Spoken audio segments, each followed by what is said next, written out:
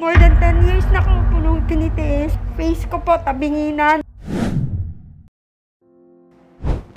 Aray.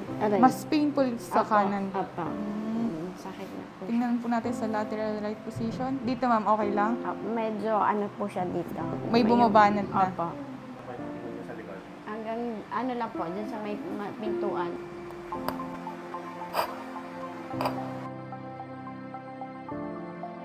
Tingnan niyo po uli yung pintuan.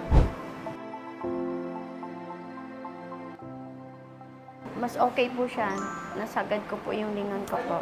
Okay, kasama po natin ngayon si Ma'am Mary Pearl at siya po ay galing pa ng taga saan po? Aklan po. Taga-Aklan pa po si Ma'am. Kahit po yung dito ko, tapos hindi pa ako masyadong makalingon.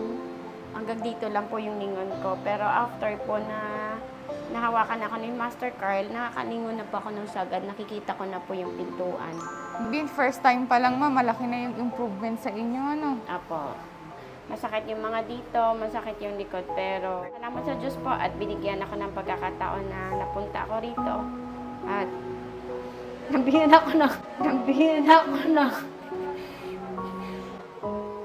more than 10 years na akong punong tinitiis. Yung face ko po, tabingina, nahiya na po ako na minsan.